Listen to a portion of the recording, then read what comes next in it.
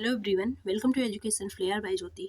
आज के इस वीडियो में आप सभी के लिए प्रीवियस ईयर के कुछ क्वेश्चन करवाऊंगी, साथ में कॉन्सेप्ट भी रहेगा। इसी प्रकार से आप पेपर तक अगर कर लेते हैं एग्जाम तक, तो paper 1 paper 2 total practice set previous year के साथ साथ में कॉन्सेप्ट भी टोटल क्लियर हो जाएगा, लैंग्वेज 1 लैंग्वेज 2 दोनों का।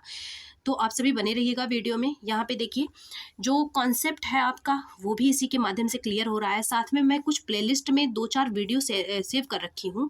ये PYQ के अलावा जो थ्योरेटिकल वाले हैं, कॉन्सेप्चुअल वीडियोज़ हैं, उसमें कॉन्सेप्चुअल टॉपिक हैं, तो उनको ज़रूर देख लीजिएगा। उससे आपका बेस बनेगा। उसमें टोटल जो है आपका ऑलमोस्ट कवर हो चुका है। जो उसमें छोटा है मैं सारे प्रीवियस ईयर के साथ में करवा रही हूँ। तो वीडियो में आप सभी बने रहिएगा। पेपर तक आपका टोटल सिलेबस कंप्लीट हो जाएगा, चाहे वो पेपर 1 हो, पेपर 2 हो, लैंग्वेज 1 हो या फिर 2 हो। क्योंकि जो CDP नहीं, जो सब्जेक्ट पेडागोजी है हिंदी का, इसका जो आपका कॉन्सेप्ट है वो तो सेम ही रहेगा। लेवल का अंतर होता है, लेवल को मैं मेंटेन करके रखती हूँ। कोई भी अगर कॉन्सेप्ट है उसके बारे में सब कुछ बता देती हूँ, चाहे वो पेपर 1 हो, पेपर 2 हो। तो हर स्टूडेंट के लिए इंपॉर्टेंट है। क्वेश्चन नंबर 136 है। यहाँ पे ये पूछा गया था कि छोटे बच्चों के लिए क्या बनाते समय पाठ्य योजना, लेसन प्लान बना रही है कोई अध्यापिका है, वो क्या किसको फॉलो कर रही है, किस विधि पे बना रही है लेसन प्लान जो है। समग्र भौतिक प्रतिक्रिया TPR, जो TPR है, कभी कभी इसका फुल फॉर्म भी पूछ लिया जाता है, हिंदी में बोला जाता है समग्र भौतिक प्रतिक्रिया, और इंग्लिश में होता है इसका टोटल फिजिकल रिएक्शन। अब आप एक टर्म अभी मैं बता रही हूँ आपको, पहले पूरा क्वेश्चन पढ़ते हैं। विधि पर ध्यान देती हैं, ध्यान केंद्रित करने का निर्णय वो ले ली हैं पाठ्य योजना में बनाते समय। पाठ में समग्र भौतिक प्रतिक्रिया शामिल करने के लिए अध्यापिका को निम्नलिखित में से क्या करना चाहिए। जो TPR पे ये अपने काम को कर रही हैं, इसके लिए उन्हें क्या करना चाहिए, टोटल फिजिकल रिएक्शन पे। अब फिजिकल वर्ड से आपको समझ में आ रहा होगा, कोई मान लीजिए बीमार होता है तो उसे बोला जाता है कुछ फिजिकल एक्टिविटी किया करिए, कुछ शारीरिक, फिजिकल का मतलब होता है शारीरिक, कुछ शारीरिक क्रिया किया करिए। तो जब फिजिकल एक्टिविटी का निर्णय ये ले रही हैं TPR का, तो उसमें क्या होना चाहिए, शारीरिक गतिविधियाँ होनी चाहिए। अब हम ऑप्शंस को पढ़ते हैं, यहाँ पे क्या होगा सही। पहला है गतिविधि ना करवा के, एक्टिविटी ना करवाना गलत हो गया, ये तो पहले ही बोल दिया। फिर कक्षा में कुछ शारीरिक गतिविधियां करवानी चाहिए, बिल्कुल क्लासरूम में कुछ फिजिकल एक्टिविटीज़ करवानी चाहिए, क्योंकि ये समग्र भौतिक प्रतिक्रिया पर ही अपना बोर्ड बना ली है कि इसी बेस पे हम काम करेंगे। तो समग्र भौतिक प्रतिक्रिया जहाँ भी आपको दिखे फिजिकल एक्टिविटी आएगा इसके लिए। यहाँ पे बैठे बैठे हो, ये गलत है। सीट पर बैठे बैठे फिजिकल एक्टिविटी कुछ ज़्यादा नहीं हो पाएगी। श्रवण संबंधी गतिविधियाँ नहीं होगी फिजिकल एक्टिविटी में। नेक्स्ट है क्वेश्चन नंबर 107 है, यहाँ 37 है। व्याकरण सिखाने का कौन सा उपागम इस मत को प्रोत्साहित करता है कि भाषा अधिगम नियमों को सीखने से संबंधित है। मैं आपको 2 तरीका बताई थी, तरीका तो कई बताई थी, लेकिन उसमें जो खास करके बताई थी वो बताई थी आपको 2 विधि। एक तो निगमन विधि होता है और दूसरा होता है डिडक्टिव मेथड जिसे बोला जाता है। दूसरा होता है आपका आगमन विधि, इंडक्टिव मेथड, आगमन विधि। अब इसमें मैं आपको ट्रिक भी बताई थी कि याद कर लीजिएगा। निगमन में क्या आ रहा है, नियम, तो इसमें भी पहले क्या आएगा, नियम आएगा, नियम आएगा। निगमन में नियम मतलब कि पहले नियम फिर हम उदाहरण, नियम से पहले फिर हम उदाहरण की तरफ जाते हैं। तो नियम से उदाहरण की तरफ यही बोला जा रहा है कि भाषा अधिगम जो है वो नियमों को सीखने से संबंधित है। सबसे ज़्यादा इसमें जो रोल होता है वो नियम को सीखने से होता है। तो इसमें क्या हो जाएगा, ऑप्शन नंबर सेकंड वाला सही हो जाएगा, क्योंकि यहाँ पे नियम की बात हो रही है। और आगमन में जस्ट उल्टा होता है, यहाँ पे पहले उदाहरण बताया जाता है, उदाहरण के द्वारा हम नियम या फार्मूला जो भी होता है उसे हम निकालते हैं। याद रखिएगा, निगमन में पहले नियम। इस ट्रिक से ऑप्शन नंबर सेकंड वाला सही हो जाएगा, क्योंकि यहाँ पे भाषा अधिगम नियमों को सीखने से संबंधित है, ये बोला जा रहा है। कहीं भी आपको अगर दिखे कि व्याकरण है, मतलब कि ट्रांसलेशन दिखे, अनुवाद दिखे, व्याकरण अनुवाद नहीं, अनुवाद सिर्फ दिखे आपको, तो उसमें कौन सी विधि यूज़ होती है, डायरेक्ट मेथड यूज़ होती है। जो डायरेक्ट मेथड है, कभी कभी ये आंसर नहीं भी होता है। तो एक तो व्याकरण मतलब ट्रांसलेशन जब होगा तो वहाँ पे कौन सा मेथड यूज़ होगा, डायरेक्ट मेथड यूज़ होगा। डायरेक्ट मेथड को क्या बोला जाता है, प्रत्यक्ष विधि बोला जाता है। लेकिन इसमें क्या होता है, इसमें ये होता है कि जो ट्रांसलेशन करा रहे हैं टीचर, जो भी कर रहे हैं, स्टूडेंट कर रहे हैं, तो उसमें मान लीजिए हिंदी के कुछ ऐसे इतने ही वर्ड दे दिए गए और बोला गया ट्रांसलेट इनटू इंग्लिश, इंग्लिश में बोला गया ट्रांसलेट करने के लिए। तो इसमें सिर्फ कितने लैंग्वेज आ रहे हैं, डायरेक्ट हम इंग्लिश में ट्रांसलेट करेंगे 2 लैंग्वेज आ रहे हैं। लेकिन वही अगर इसको मॉडिफाइड करके इसको क्या किया गया, पहले मातृभाषा में कन्वर्ट किया गया, फिर क्या हुआ, फिर इंग्लिश में आया गया, तो ये क्या हो जाएगा, तब ये व्याकरण अनुवाद विधि हो जाएगा। ये इसमें नहीं आएगा, प्रत्यक्ष विधि में नहीं आएगा। तो प्रत्यक्ष विधि में कितने होने चाहिए, 2 लैंग्वेज बस होनी चाहिए, एक जो दिया हुआ है, दूसरा जिसमें कन्वर्ट करना है। नेक्स्ट क्वेश्चन है, क्वेश्चन नंबर 138 है आपका। एक अध्यापक कक्षा 5 के शिक्षार्थियों को मुक्त लेखन कार्य देने की योजना बना रहा है। लेखन कार्य देने की योजना बना रहा है, इसमें जो सारे स्किल्स होते हैं LSRW, लिसनिंग, स्पीकिंग, रीडिंग और राइटिंग लास्ट में आता है। तो ये जो सूबो पढ़ ली, हिंदी में रहता है सुनना, बोलना, पढ़ना और लिखना। सूबो पढ़ ली, यही मैं ट्रिक बताई हूँ, याद कर लीजिएगा। सूबो पढ़ ली, सुनना, बोलना, पढ़ना, लिखना, ये सारी स्किल्स के बारे में आना चाहिए कि सुनने के स्किल्स कौन कौन से हैं, बोलने का, पढ़ने का, लिखने का, तो ये सारी चीज़ें आनी चाहिए। इससे अक्सर क्वेश्चन बन जाता है, वीडियो बना रखी हूँ, देख लीजिएगा आप। LSRW इंग्लिश में बोला जाता है इसका, लिसनिंग, स्पीकिंग, रीडिंग और राइटिंग। यहाँ पे क्या, अगर ये बोला जाए कि बच्चों को भाषा प्राकृतिक तरीके से सिखाई जानी चाहिए, ये बोला जाता है ऐसा, तो उसमें क्या, उसका क्या मतलब, उसका मतलब ये है कि पहले सुनना सिखाया जाए, फिर बोलना सिखाया जाए, फिर पढ़ना सिखाया जाए, फिर लिखना सिखाया जाए। प्राकृतिक तरीका यही है, सूबो पढ़ ली, याद रखिएगा ट्रिक। तो यहाँ पे क्या हो रहा है, मुक्त लेखन का कार्य देने का योजना बना रहा है अध्यापक। अधिकांश अध्यापकों द्वारा निम्नलिखित में से किस बात पर ध्यान रखना चाहिए। तो जब आप पढ़ते लेखन शैली को कि लिखने में किस चीज़ पे ज़्यादा ध्यान रखना चाहिए, तब आपको पता चलता कि हाँ लिखने में क्या ज़्यादा फोकस करना चाहिए। तो विषय वस्तु में प्रवाहता जो है, इसी पर ज़्यादा फोकस करना चाहिए। ऑप्शन नंबर 3 वाला सही हो जाएगा। सटीकता पर नहीं, छोटे बच्चों अगर 1 to 5 की बात हो तो वहाँ पे सटीकता नहीं होता, वहाँ पे अनुमान लगाया जाता है। सटीकता 6 से शुरू होता है। शिक्षार्थियों को लिखावट जरूरी नहीं, सबकी राइटिंग अच्छी हो। प्रवाह और सटीकता दोनों पर ही, छोटे बच्चे हैं, सटीकता नहीं होगा। ऑप्शन नंबर 3 वाला यहाँ पे सही हो जाएगा।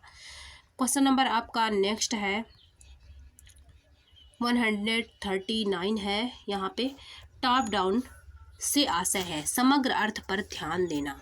टॉप से डाउन की तरफ जाना मतलब कि क्या है, सब पे ध्यान देना, A to Z ध्यान देना। हिंदी में बोला जाता है अधोमुखी, बॉटम अप से क्या आशय है।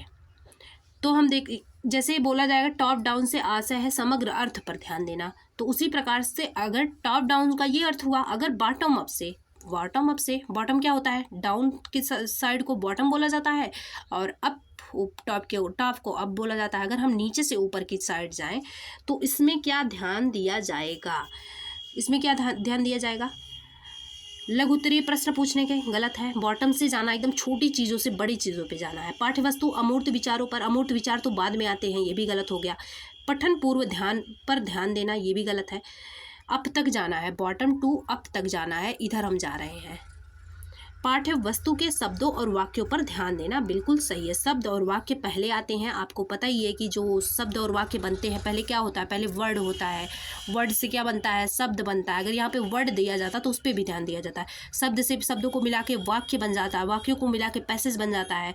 तो जब हम वर्ड से, शब्द से वाक्य की तरफ आएंगे तो क्या हो जाएगा, ये वर्ड क्या है, छोटी चीज़ है, वर्ड छोटी चीज़ है, मतलब कि हम बॉटम बोल सकते हैं, इसे बॉटम बोल सकते हैं, जो नीचे है, डाउन भी बोल सकते हैं। अब इससे बड़े की तरफ जा रहे हैं, मतलब कि हम वाक्य तक आ गए, तो ये क्या हो जाएगा, ये अप हो जाएगा। तो पहले शब्दों पर ध्यान देना, यहाँ पे शब्द पहले आ रहा है ना, पहले शब्दों पर ध्यान देना, फिर वाक्य पर ध्यान देना, मतलब बॉटम टू अप जा रहे हैं हम, छोटी सी चीज़ों से बड़ी चीज़ों पर जा रहे हैं। तो ऑप्शन नंबर 4 वाला हो जाएगा, बॉटम अप अप्रोच। यहाँ पे देखिएगा टॉप डाउन का मतलब ये है, टॉप पे कोई चीज़ है, मतलब कि हम बड़ी चीज़ों से, जो बड़ी चीज़ है उससे हम कहाँ आ रहे हैं, नीचे। टॉप से हम कहाँ आ रहे हैं, नीचे की तरफ आ रहे हैं, डाउन की तरफ, छोटी चीज़ की तरफ। डाउन की तरफ मतलब कि छोटी चीज़ की तरफ, मैं समझाने के लिए बता रही हूँ बस आपको। अब टॉप क्या हो जाएगा, टॉप का क्या अर्थ है, इसका अर्थ है कि सब हम जब वाक्य बना लेते हैं, उसको पढ़ते हैं, फिर लास्ट में क्या आता है, अर्थ आता है। तो अर्थ पे ध्यान देना, अर्थ से लेके छोटी छोटी चीज़ों पर ध्यान देना। तो ये समग्र अर्थ पर ध्यान देना होगा टॉप डाउन में, और जो बॉटम अप है इसमें वो शब्दों और वाक्यों पर ध्यान देना होगा। इस बात को याद रखिएगा। क्वेश्चन नंबर 140 है यहाँ पे, भाषा अध्यापक का प्राथमिक दायित्व क्या होना चाहिए। जो लैंग्वेज का टीचर है उसका प्राइमरी रोल क्या होना चाहिए, दायित्व इसका पहला क्या होना चाहिए, शिक्षार्थियों को निर्देश देना, इंस्ट्रक्शंस देना, यही पहला निर्देश है, गलत है ये। फिर है शिक्षार्थी की संप्रेषणात्मक, क्योंकि भाषा का हमेशा जो रिलेशन होगा वो किससे जाएगा, संप्रेषण से जाएगा। तो इसका क्या हो जाएगा, क्योंकि भाषा का संबंध ही डायरेक्ट बातचीत करने से होता है। संप्रेषण का भी विचारों का आदान प्रदान ही को ही संप्रेषण बोला जाता है। तो ये संप्रेषण की आवश्यकताओं की पहचान करना, ऑप्शन नंबर सेकंड वाला यहाँ पे सही हो जाएगा। संप्रेषण की जो आवश्यकताएं हैं उनका पहचान करना। शिक्षण के लिए उपयुक्त विषय वस्तु बाद में आएगी, क्योंकि लैंग्वेज की बात हो रही है। विभिन्न शिक्षार्थियों के विभिन्न वर्ग समूह बनाना, शिक्षार्थियों का अलग अलग समूह बनाना, ये भी नहीं है। ऑप्शन नंबर सेकंड वाला सही हो जाएगा। क्वेश्चन नंबर 141 है, एक छोटी बच्ची एक पुस्तक क्या कर रही है, उठाती है, उसे सीधी तरफ से पकड़ती है और उसके पृष्ठ पलटती है। इन सब में क्या सम्मिलित है, इन सब में क्या सम्मिलित है? उद्गामी समाधान कोई कर रही है, कोई प्रॉब्लम है उसको सॉल्व कर रही है, नहीं, ये गलत है। उद्गामी पाठ्यचर्या, क्या करिकुलम की बात हो रही है यहाँ पे, गुण धर्म की बात हो रही है, नहीं, कोई गुण कोई धर्म ऐसा कुछ बताया जा रहा नहीं। यहाँ पे हो जाएगा साक्षरता कौशल। ऑप्शन नंबर सेकंड वाला सही हो जाएगा। ये साक्षरता कौशल में आएगा। किताब को उठाना, उसे उलटना पलटना।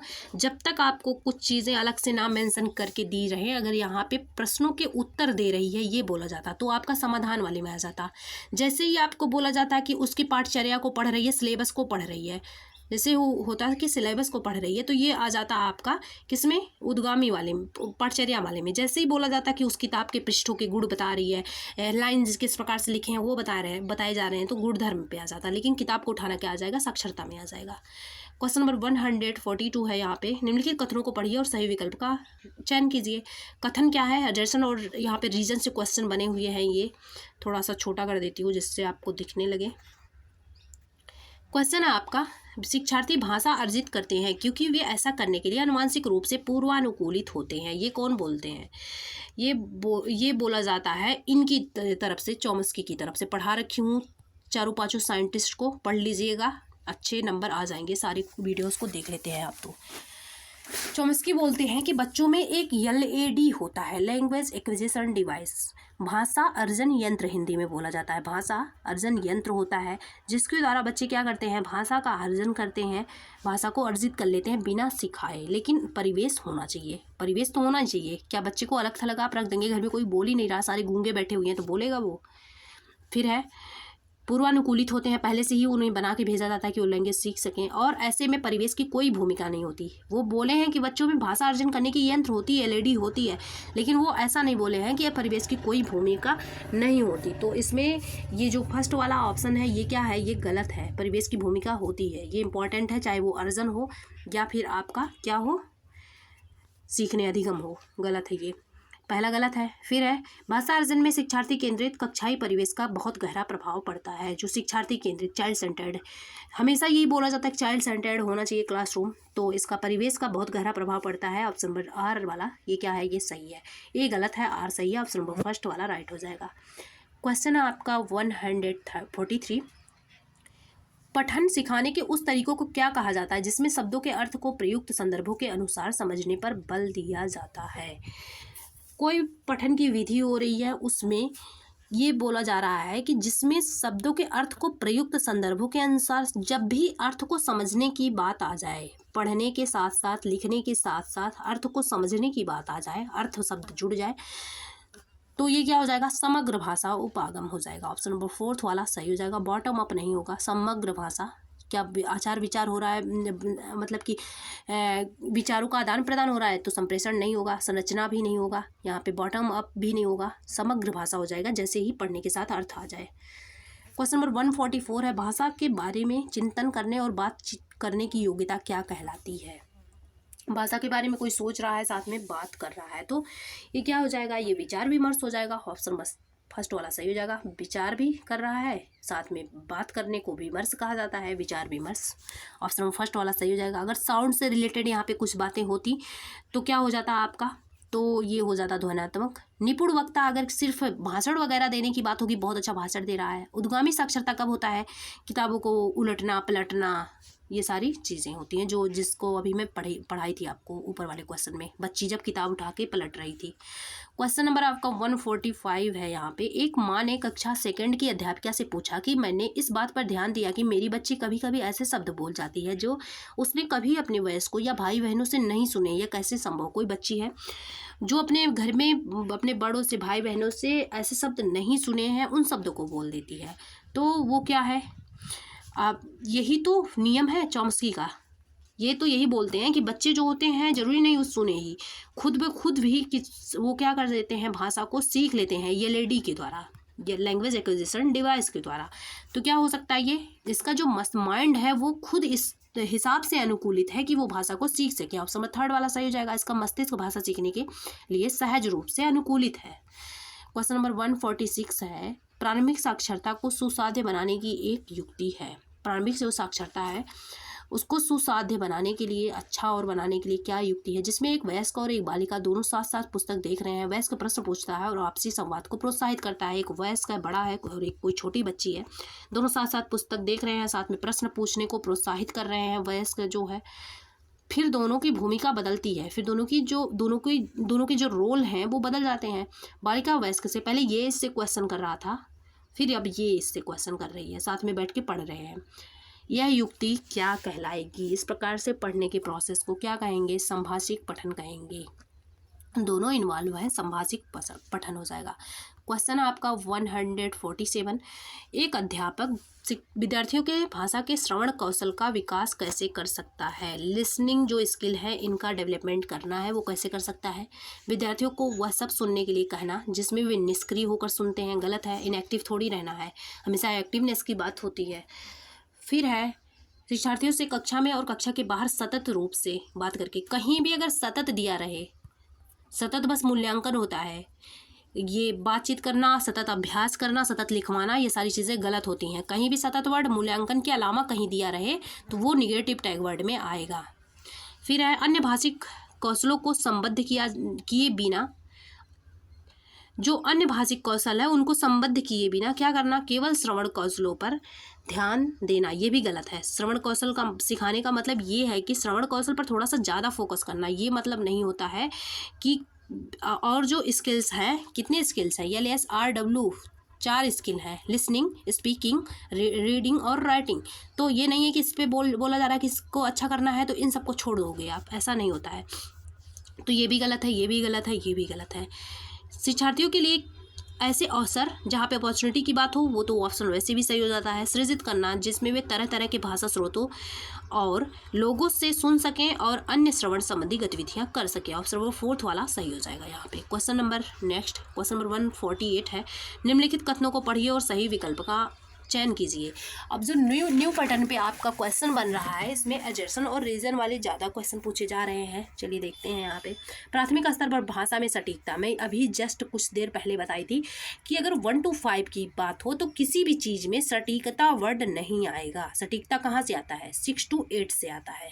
6 to 8 वाले ध्यान रखिएगा, 6 to 8 से सटीकता आता है, लेकिन 1 to 5 में क्या आता है? सटीकता नहीं आता है। ये 6 to 8 में आता है, 1 to 5 में नहीं आता। 1 to 5 में अनुमान आता है, अनुमान लगाया जाता है, सटीकता नहीं होता, अनुमान आता है। तो ये गलत है, बहुत ही महत्वपूर्ण है, ये गलत है। फिर है कि व्याकरण प्राथमिक स्तर पर पाठचर्या का अभिन्न अंग है, बिल्कुल सही है। ग्रामर तो अभिन्न अंग है ही, ऑप्शन नंबर फर्स्ट वाला यहाँ पे सही हो जाएगा। नेक्स्ट क्वेश्चन नंबर 149 है, भाषा अधिगम की प्रकृति और शिक्षण शास्त्रीय व्यवस्थाओं में दोनों की अनुप्रयोगिता के बारे में सैद्धांतिक स्थितियों और मतों को क्या कह सकते हैं? भाषा अधिगम की प्रकृति है, लैंग्वेज लर्निंग का जो नेचर है, साथ में शिक्षण शास्त्रीय व्यवस्थाओं में दोनों में अनुप्रयोगिता के बारे में जो सैद्धांतिक स्थितियां हैं, मत हैं, उनको हम क्या कह सकते हैं? तो उनको उपागम बोले जाते हैं। उपागम जो अलग अलग तरीके होते हैं, अलग अलग नेचर होता है, उन सबको उपागम बोला जाता है। क्वेश्चन नंबर 150 है, रचनात्मक मूल्यांकन क्या है? मूल्यांकन कितने प्रकार का मैं बताई थी, जब भी पढ़ाती हूँ कई बार बताती हूँ, एक बार और बता दे रही हूँ, कुछ नए स्टूडेंट मान लीजिए होंगे। रचनात्मक आकलन जो मूल्यांकन जो होता है मेनली वो 2 टाइप्स का होता है। एक तो रचनात्मक होता है, दूसरा तो योगात्मक होता है, जिससे इंग्लिश में बोला जाता है इसे समेटिव बोला जाता है, और इसे इंग्लिश में बोला जाता है फॉर्मेटिव। तो जो रचनात्मक समेटिव जो असेसमेंट होता है, इसमें इसको हम ले सकते हैं ईयरली एग्ज़ाम को। अब आपको समझ में आ गया होगा समेटिव क्या है। ये अधिगम के टाइम पे नहीं होता, पढ़ाने के टाइम पे योगात्मक नहीं होता। जब आप टोटल पढ़ के सारे ज्ञान को अपने अंदर इकट्ठा कर लेते हैं, ज्ञान का सारे योग कर लेते हैं अपने अंदर, फिर आप टीचर कहते हैं कि लाओ अब इसका एग्ज़ाम लेता हूँ, तब तक आपका अब साल बीत चुका होता है और आपका एग्ज़ाम लिया जाता है, वही एग्ज़ाम होता है योगात्मक मूल्यांकन। ये पढ़ाई के बीच में नहीं चलता। अब योगात्मक आपको समझ में आ गया, अब आप रचनात्मक समझिए। वहीं दूसरी तरफ जो रचनात्मक फॉर्मेटिव असेसमेंट होता है, इसमें टीचर जो है, जैसे ही क्लासरूम है ये आपका, ये आपके टीचर खड़े हैं, फिगर बना के इसलिए बता रही हूँ ताकि आपको पता चल जाए। यहाँ पे ये स्टूडेंट्स ऐसे बैठे हुए हैं। अब टीचर जब क्लासरूम में है, उसी टाइम पे जब बच्चों से मान लीजिए कुछ भी पढ़ाए, जैसे मैं ही मान लीजिए टीचर हूँ आपकी, तो आपको मान लीजिए मैं पढ़ा रही हूँ, कैसे अभी LSR W 4 चीज़ें बताई थी, मैं अब बोल दूँ कि भाषा स्किल्स कौन कौन से हैं, कितने होते हैं, इनका प्राकृतिक क्रम क्या होता है, तो मैं क्यों पढ़ा, अगर क्लास के बीच में ही मैं ऐसा पूछ रही हूँ, मैं क्यों पूछ रही हूँ, मैं जानना चाह रही हूँ कि आपका जो अधिगम है, आप कितना सीख पाए हैं, मेरा टीचिंग मेथड सफल रहा है, सक्सेस रहा या फिर नहीं। अगर जैसे ही आपका नहीं आंसर आता है कि आप नहीं बता पाते हैं, तुरंत मैं क्या करूँगी, टीचिंग मेथड को चेंज करूँगी, दूसरे तरीके से समझाने की कोशिश करूँगी। तो ये अधिगम जो रचनात्मक मूल्यांकन होता है, सबसे पहली बात तो ये क्लासरूम में होता है, क्लासरूम में होता रहता है, अधिगम के टाइम पे होता रहता है, और विद्यार्थियों को कितना आया कितना नहीं आया, इसमें मतलब कि अधिगम प्रक्रिया में सुधार के लिए ये मूल्यांकन होता है। अब हम ऑप्शंस को पढ़ते हैं। परिवर्तन से संबंधित नहीं है, होता है इसमें परिवर्तन, मैं बोली नहीं टीचिंग मेथड तुरंत चेंज करूँगी, फिर आपको बताऊँगी। शिक्षण अधिगम प्रक्रिया में क्या हो रहा है, ये गलत है। फिर है अधिगम में हो रहे विकास और सुधार, बिल्कुल ऑप्शन नंबर 3 वाला सही हो जाएगा। ये भी देखिए अधिगम प्रक्रिया में क्या हो रहा है, ये होता आंसर सही, लेकिन जब इससे बेटर ऑप्शन हमें अवेलेबल है तो हम इसको क्यों आंसर लगाएंगे, यही चीज़ आपको ध्यान में रखना है। अधिगम में हो रहे विकास भी, यहाँ पे एक तो विकास दे दिया, कितना डेवलपमेंट हो रहा है अधिगम में, दूसरा दे दिया सुधार। जब 2 चीज़ें इसमें दे दी गई तो हम एक चीज़ को किसी आंसर क्यों लगाएंगे, क्योंकि ये वाला ज़्यादा बेटर ऑप्शन होगा, ऑप्शन नंबर 3 वाला यहाँ पे सही हो जाएगा। जब भी आप सीटेट का एग्ज़ाम देने जाते होंगे, वहाँ पे देखिए ऊपर पहली लाइन में ही दिया लिखा होता है कि सबसे जो उपयुक्त आंसर है उसको देना है। कभी कभी ऐसा होगा, इसी प्रकार, इसीलिए मतलब पहले ही बता दिया जाता है, कभी कभी ऐसे होगा, डायरेक्टली नहीं बोला जाता, लेकिन इसके लिखने का क्या अर्थ है कि कभी कभी ऐसे होगा कि आपको सही आंसर्स दिखेंगे, लेकिन उससे ज़्यादा अच्छा कोई आंसर दिखेगा तो वही आंसर सटीक हो, वहाँ पे सही होगा।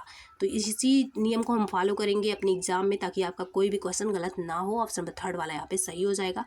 आप सबसे सब्सक्राइब कर लीजिएगा, अगर क्लास पसंद आए, और शेयर कर दीजिएगा। ओके, बाकी मिलते हैं नेक्स्ट वीडियो में। एग्जाम तक आप बने रहिए, टोटल सिलेबस आपको कंप्लीट मिलेगा। साथ में आपके जो ज़्यादातर क्वेश्चन है वो इसी मतलब होता नहीं सेशन से मिल जाएंगे, कहीं आपको कुछ भी इसके अलावा पढ़ने की ज़रूरत नहीं है। बस आप थोड़ा सा नोट्स ज़रूर बनाइएगा ताकि आपको याद रहे, ये ना कहीं आपकी ये चीज़ पढ़ाया ही नहीं गया। नोट्स बनाएंगे तभी याद रहेगा, क्योंकि कुछ चीज़ें ऐसी होती हैं जो मैं लिखित तौर पे नहीं पढ़ाती हूँ, बोल के पढ़ा देती हूँ, तो वो जो बोलने वाली चीज़ है उसको आप नोट कर लेंगे, क्योंकि इंपॉर्टेंट उसमें भी रहता है, तो सही रहेगा। Okay, thanks for watching.